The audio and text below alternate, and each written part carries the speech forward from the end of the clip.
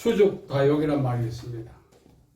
이 말씀의 의미는 우리가 세상살이, 세상에서 체류한 기간이 장기화되는 과정 속에 원든 원하지 않든 여러 가지 요인들로 인해서 삶이 부딪히는 그런 데미지를 당한다는 것입니다. 이 데미지가 우리가 자초한 것도 있지만 타인에 의해서 우리가 데미지를 당할 때가 있죠. 타인의 실수. 근데 더 우리가 화나는 것은 실수도 용납할 수 있는데 우리가 우려했던 것처럼 타인이 고의로 어떤 상황을 연출시켜서 우리께 데미지를 가하게 되면 그거 참 인내하기가 쉽지 않습니다.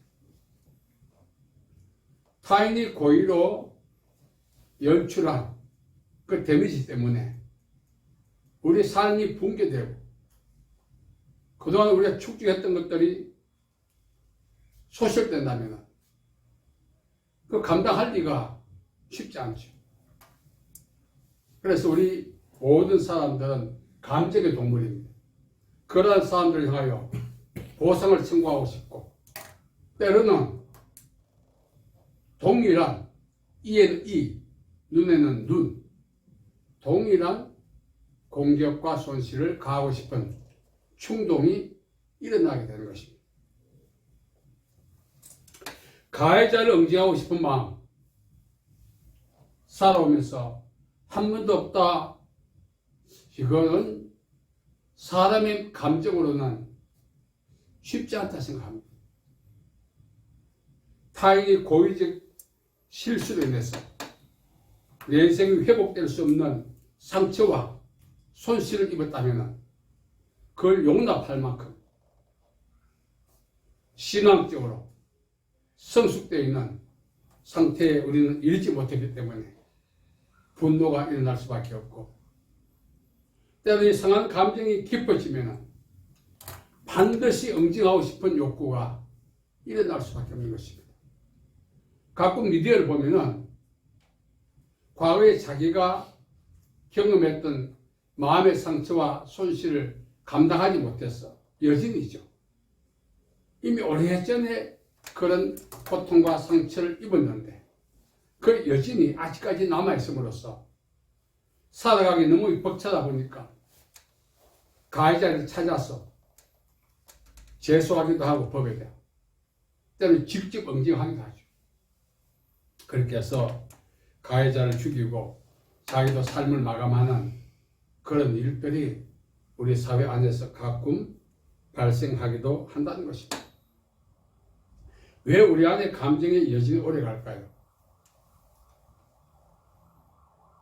잠언 16장 32절은 이렇게 말합니다.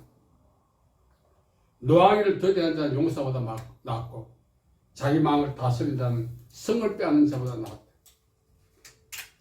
결국은 우리가 상처를 받았을 때, 손실을 당했을 때 감수할 수 있는 능력도 없지만 그때 받은 감정적 상처, 여진이 오랫동안 지속되는 것입니다. 쉽게 말하면 그 감정적 여진을 처리할 수 있는 능력이 우리에게는 없고 한계밖에 없다는 것입니다. 사람은 생물학적 존재만이 아닙니다. 영과 육과 혼, 전인적 존재죠. 그래서 영과 육과 혼은 이렇게 독립적 상태는 있지만 유기적 관계를 맺고 있습니다. 그래서 어느 한 영역에 데미지를 받으면 유기적 관계를 맺고 있는 다른 영역에도 동일한 데미지를 가하게 됩니다. 마음의 상처를 입게 되면 어떻게 되죠? 분노가 치밀고 정말 공격적인 그런 모드로 우리가 돌변하지 않습니까? 그런 과정 속에 유기적 관계를 맺고 있는 몸에는 질병이 생기고 영에도 타격을 가하게 되는 것입니다. 요즘 의사들은 질병을 시민성 질병이라 말합니다. 미국 의료계에서는 75%가 시민성 질병이래요. 다시 말하면 감정과 질병의 상관관계를 이야기합니다. 치유하기 대명제가 무엇입니까? 원인을 치유하면 정상은 소멸된다. 정상은 질병입니다. 원인은 무엇입니까? 그 질병을 발병시킨 유기적 관계를 맺고 있는 다른 영역의 이상 징후죠. 다시 말씀드리면 감정을 복원시키고 치유하면 육체적 질병이 치유된 확률이 상당히 높다는 것입니다. 모든 질병은 감정에 의한 것은 아닙니다. 복합적 원인입니다. 그러나 우리가 감정을 정화시키고 감정을 복구시키면 질병의 치유는 물론 영적인 생활에도 유익하다는 것을 우리가 알 수가 있습니다. 한번 말씀드렸죠. 우리나라 의학계 미디어의 선두 그룹에 있는 패밀리 가족 중에 하나가 저를 찾아왔어요. 그 자매는 척추 측만증이었습니다. 이렇게 해서 왔어요. 그래서 저하고 상담을 하는데 침대에 앉았는데 이렇게 몸을 못 가누는 거예요. 그래서 제가 순간 저 원한과 분노, 섭섭함 이런 것들이 결과란 것을 알게 되었죠. 그 대상이 그 자매의 어머니였던 거죠. 그래서 그 자매에게 제가 어머니를 용서하십시오 했더니 대뜸 하는 말이 못하겠다는 거예요. 어릴 때 외국 어느 나라로 이주해 갔는데 거기서 낯설고 적응도 힘들었는데 어머니가 상당히 스트레스를 받았던 것 같아요. 그 스트레스를 자녀들에게 열심히 공부해라 하면서 가했던 거예요. 그 자매도 낯설었는데 어머니의 스트레스까지 감수하기가 벅찼던 거죠. 그래서 어린 나이에 어머니에 대한 분노와 원한이 가득 차 있었던 것입니다. 이제 한국으로 이제 귀국해서 이제 그 가족들이 의학 미디어 회사를 찾아서 정말 우리나라에서 선두 그룹이 있죠. 삶의 질은 나아졌는데 정서적 영적인 질은 아주만 낙후된 거예요. 제가 설득해서 어머니를 용서할 것을 얘기했더니 겨우 하는 말이 용서합니다. 거기 가세요. 얼마나 억울했겠어요. 어머니를 용서하는 일이 차라리 죽는 것이 낫겠다 할 정도로 힘들었던 겁니다. 그 자매에게. 그래서 어머니를 용서합니다 하는 순간 그때 제 아내도 있었고 저 속에 한 분도 같이 있었어요. 근데 갑자기 두두둑 소리가 나면서 얘가 제자리 매김하면서 자매가 건강한 모습을 회복한 거예요. 그래서 이렇게 왔던 자매가 건강하게 병원을 왔었습니다. 어머니에 대한 분노와 섭섭한 감정, 원한들이 그 자매의 척추를 휘어지게 했던 거죠. 고통과 괴로움과 원한의 열매였던 거죠. 그래서 그걸 정리하고 나니까 성령께서 길 부어 주셨고 위로해 주시고 건강을 회복하게 된 거예요. 여러분, 모든 질병이 감정과 연관되어 있다고 말씀드린 것 아닙니다. 복합적입니다. 그러나 감정과 연관된 질병도 있기 때문에 감정을 복구시킬 때 그 감정으로 야기된 질병도 고침을 받는다는 것을 말씀드리는 것입니다. 우리가 살아가면서 관계를 통해서 많은 데미지를 받습니다. 처음은 우리가 신앙적으로 이것을 제어시킵니다. 그러나 이것이 계속 부화되면서 더 이상은 견딜 수 없는 상황에 이르게 되는 것입니다. 그러면 보상도 청구하고 싶고 때로는 동해 보복고 이에는 이 눈에는 눈 응징하고 싶은 욕구가 일어나게 되어 있습니다. 어떤 경우에는 응징을 해도 그 감정이 해소되지 않을 때도 있어요. 우리가 살아가면서 정말 신앙적으로 어쩌면 신앙이라고 하는 것 때문에 우리 감정을 억누릅니다. 결국은 우리 개인의 신앙의 능력으로 더 이상 이 상처와 분노와 감정들을 담을 수 없는, 억누를 수 없는 상황이 오게 되는 것입니다.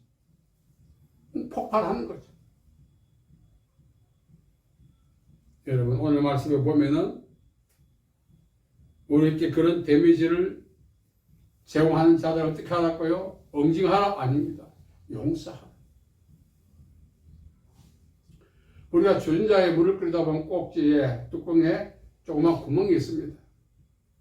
그게 수증기가 빠져나갑니다. 별거 아닌 것 같지만 그것이 주전자의 폭발을 방지하고 물을 데우게 하는 능력의 원천이 되지 않습니까? 우리 역시 우리 속에 들끓고 있는 마그마 같은 이런 감정적인 것들을 해소해야 합니다. 방법은 하나입니다. 용서하는 것입니다. 만약 용서하지 않으면 이것이 질병으로 연결되고 영적으로는 마귀의 틈이 된다고 에베소 4장 26절 27절은 말합니다. 많은 사람들이요 멘붕 상태가 되고 비근한 말을 마시간다고 하지 않습니까? 왜 그렇습니까? 자기 제어 능력이 없어지는 거예요. 그래 되는 배후에는 감정에 담아놨던 것들을 해소하지 못해서 그렇죠. 우리가 영혼이 잘되고 범사가 잘되고 건강해지는 것은 하나님의 은혜의 산물이지만 이 은혜가 우리에게 투여되고 관통해서 그런 삶을 살게 만들기 위해서는 하나님의 은혜가 우리 속에 임하지 못하게 밀어내는 죄, 그것이 뭡니까? 분노, 원한, 섭섭한 거죠. 이것들을 처리해내야 된다는 것입니다. 다시 말씀드립니다만 우리가 경험하고 있는 고통받고 있는 질병이 감정이 복원되지 않은 결과일 수도 있다는 것을 말씀드립니다. 만일 그것이 사실이라면 용서를 통해서 감정을 복구시키면 그로 인해서 연결된 모든 질병에서 자유함을 잊게 되는 것입니다. 아멘. 하나님의 능력은요 홀라우프처럼 우리의 전신을 막 감싸고 있어요. 그러면서 틈만 보면은 그 틈을 통해서 하나님의 능력이 우리에게 관통해서 우리의 영혼이 잘되고 범사가 잘되고 강건하기를 우리 버전으로 노심초사하면서 우리 안에 관통할 수 있는 틈을 찾기 위해서 하나님께서는 열심을 다하고 있는데 틈이 없는 거예요. 우리 인생을 지휘해서 회복시켜서 삶의 질을 높이 운명을 바꿀 수 있는 능력이 왜 우리에게 투여되지 않고 관통하지 않을까요? 죄라고 하는 것, 원한, 분노, 섭섭한 이런 죄가 그걸 밀어내기 때문에 그렇습니다. 제가 많은 사람을 이렇게 치유하는 사역에 하나님께서 사역해 주셨는데 거의 다 마음에 사람들을 통해서 받은 데미지가 있더라고요. 그때 받은 데미지가 인생에 큰 고통과 아픔을 주었기 때문에 그때 안 받았더라면 지금 내 인생은 날개치며 살 텐데 그때 받은 데미지 때문에 내가 이렇게 되었다는 인식을 하는 순간 용서가 되겠어요? 그래서 용서가 쉽지 않은 것입니다. 그러나 예수님은 죄가 없으신 분이십니다. 그럼에도 불구하고 이 땅에 오셔서 십자가를 지시고 피 흘리시고 우리 죄를 용서해 주셨다는 것입니다. 만일 우리가 예수님을 믿는 자라면 빌리버인 예수님을 닮아가야 되는 것입니다. 예수님은 죄도 없으시면서도 욕을 당하시고 정죄를 당하시고 십자가에 달리신 것입니다. 그렇다면 우리 역시 억울하다 하더라도 예수님처럼 가해자를 용서하는 마음이 있어야 되는 것입니다. 자, 우리가 용서를 하고 나면은 내가 용서를 덜 했나? 제대로 못했나? 하고도 막 혼란이 와요. 용서라고 하는 것은 제가 SNS에 많이 올렸습니다. 목사님 용서가 안 됩니다 해요. 그래서 하나님께 용서해달라고 기도하고 있습니다 해요. 용서할 수 있는 용기를 달라고. 여러분, 그게 잘못된 겁니다. 용서는 용서할 수 있는 용기가 있어야 되고 마음이 있어서 하는 것이 아닙니다. 하나님께 그걸 달라고 기도하는 사람 보면 좀 답답해요. 하나님은 용서할 수 있는 용기와 마음을 주시지 않고 용서하라고 이미 말씀을 하셨기 때문에 우리가 그 말씀에 순종해서 용서할 때 비로소 용서의 능력이 나타나는 것입니다. 감정 때문에 한 것 아닙니다. 감정 때문에 한다면 죽어도 못하죠. 그 인생 때문에 내 인생이 이렇게 됐는데 그 용서가 되겠어요? 감정 때문에. 우리는 하나님의 말씀에 순종하기 위해서 용서하는 것입니다. 순종이 제사보다 낫다고 했습니다. 저도 살아오면서 나름대로 많은 사람에게 가해했어요. 상처를 줬어요. 한 번 한 번 찾아다니면서 용서를 빈다면 저 남은 인생 살이가 부족해요.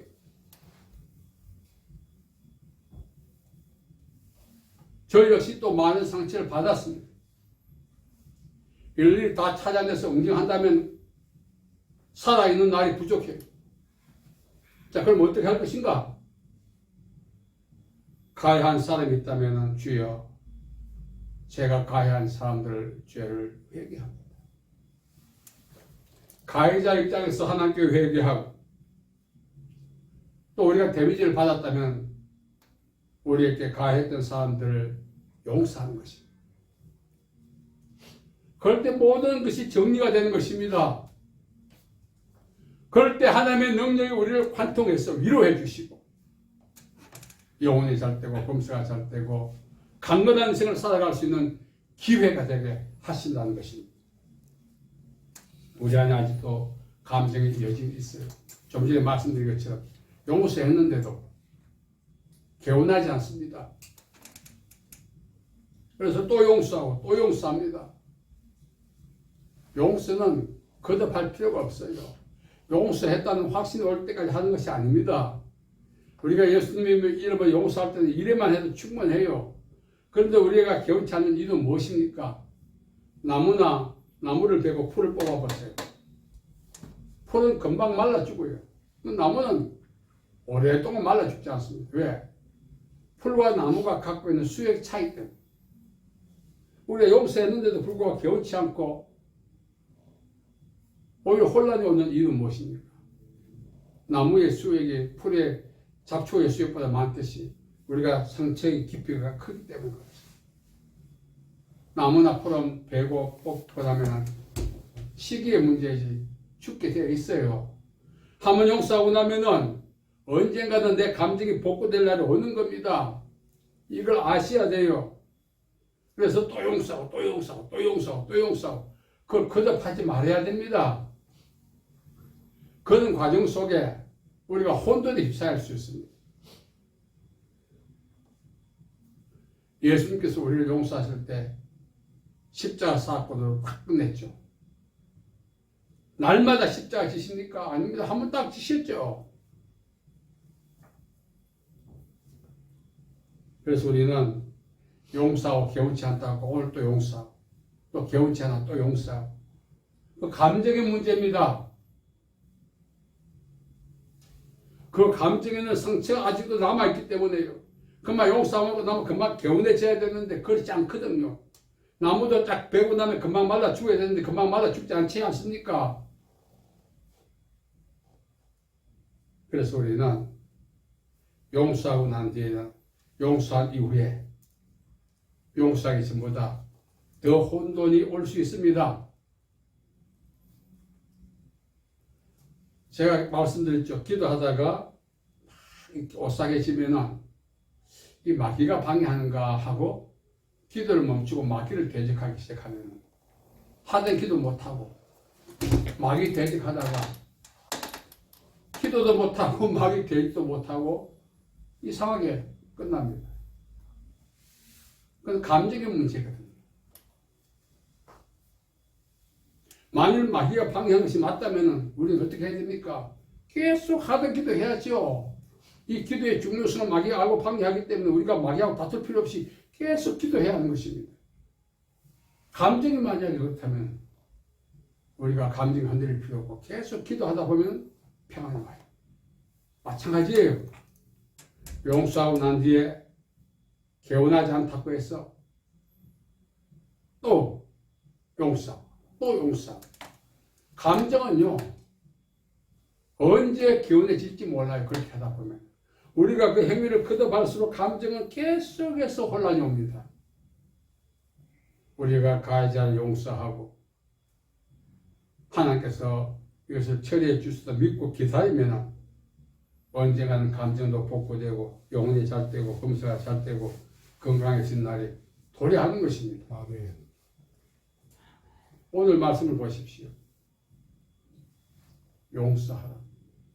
우리 기독교인이 이 땅에 사는 날 동안 해야 될 중요한 사명은 두 가지입니다. 첫째 뭐죠?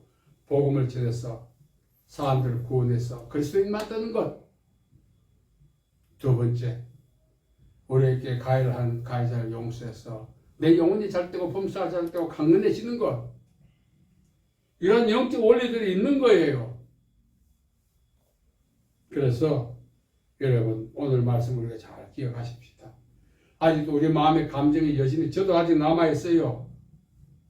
그래서 어떤 일을 당할 때 과거의 것이 연결돼 가지고 막 팍 폭발할 때 있습니다. 이러한 것들은 감정이 여전히 남아있기 때문에 그래요. 감정이 여전히 없다면 누가 뭐라 하든지 분노할 필요 없고 섭섭할 필요 없고 원한칠 필요 없고 썩낼 필요 없는 거죠. 그러나 감정이 여전히 남아있다 보니까 그 상대에 하는 것들이 과거에 제가 경험했던 상처와 이렇게 매체가 되다 보니까 이게 뭐 감당이 안 되는 거예요. 우리는 세월이 가야 됩니다. 감정의 여전히 종료되는 유일한 방법은 용서할 때 나무의 수액과 풀의 수액이 마르는 것은 뽑히고 벨 때 그대로 두면은 평생 가죠. 오늘 주의 말씀을 잘 기억하고 우리 용서하면서 하십시다. 아멘. 이게 참 안 되더라고요. 제가 용서라고 하는 것이 순교에 버금가는 일이구나. 참 용서. 저 성격도 문제지만 용서가 너무너무 힘들어 안 되더라고요. 그러나 용서를 하고 나니 우리 버텨도 그 효과는 용서하기 전과 이후가 다르다는 것을 확실히 경험하면서 살아가고 있습니다. 용서해서 이제 하나님 주시는 축복, 영혼이 잘 되고 범사가 잘 되고 강건한 복도 받고 또 용서해서 성령 안에서 의와 평강과 희락을 누리므로 하나님 나라를 경험하고 용서해서 하나님을 기쁘시게 하는 그런 삶을 이제 우리가 살아야 되지 않겠습니까? 언제까지 원한을 품고 살아야 되겠습니까? 그 원한을 품고 사는 날 동안은 그 삶 자체가 지옥인 것입니다. 죽어야 벗어난다고요? 죽어도 용서하지 않으면 그 삶에서 벗어나지 못한 겁니다. 사람이 죽는다고 다 끝난 게 아니에요. 오늘 우리 모두가 오늘까지 살아오면서 많은 사람께 적지 않게 상처와 가해를 가했을 가능성이 있다고 생각된다면 그걸 먼저 하나님께 회개하십시다. 아멘. 그리고 우리에게 상처를 준 사람이 있다면 그분들을 용서하십시다. 이 두 가지가 하나님을 기쁘시게 하고 하나님이 주시는 복된 삶을 사는 기회가 된 것입니다. 아멘. 감정의 여진을 잘 극복해서 믿음 안에서 승리하는 저와 여러분 되기를 예수님의 이름으로 축복합니다. 아멘. 살아계신 아버지 하나님, 은혜와 자비와 사랑을 감사합니다. 오늘까지 우리가 살아오면서 많은 아픔도 있지만 많은 아픔도 상대에게 가했습니다. 우리가 상대에게 가했던 상처와 아픔을 주여 회개합니다. 또 우리에게 상처를 주었던 사람들도 용서합니다. 오늘 이후로 우리 감정의 여진이 없게 하시고 하나님의 나라가 우리 안에 임하게 도와 주시옵소서. 아멘. 예수님의 이름으로 기도하옵나이다. 아멘. 아멘.